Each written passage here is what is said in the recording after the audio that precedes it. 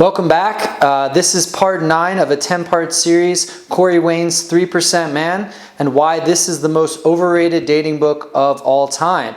Now, I've covered through parts 1 through 8 a lot of things that I liked, a lot of things that I didn't like. I do think this book is very repetitive, very outdated, but there is some good stuff on the relationship side, so we'll get into that, and let's get into part 9.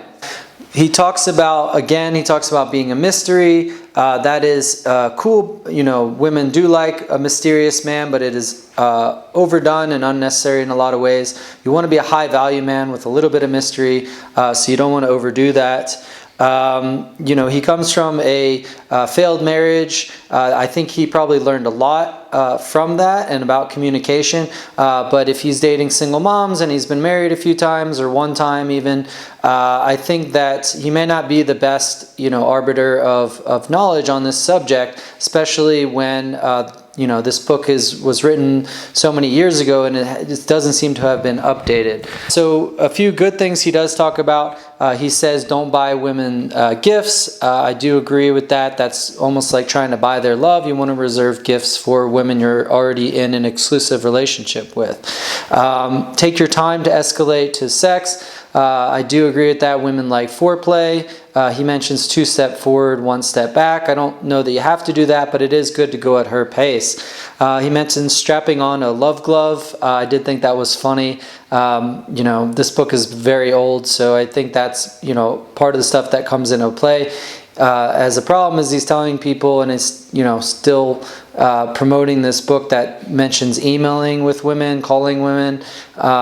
It's kind of outdated. It might be for an older crowd, but if you're looking to date younger women, this is not the book for you. Ask what she likes in the bedroom.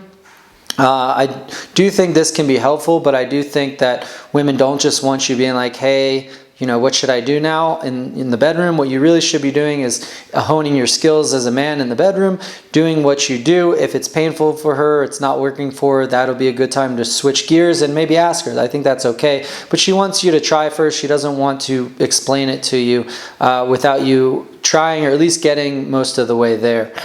So I'd be careful with that.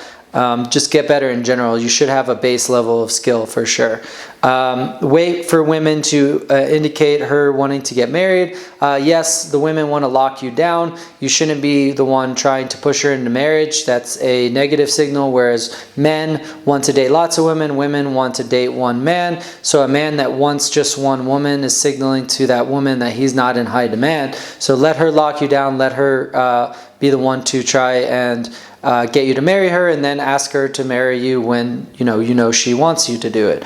Okay, so that's it for part 9, short part there. We'll get into part 10 and then a conclusion coming up. Again, make sure that you check out The Rational Male by Rollo Tomassi. I think that's a much better book on female psychology, and eventually I will have my own book out on the ways to do it called The White Pill Man. That'll come out at some point, but for right now, I put the book Rational Male in the description.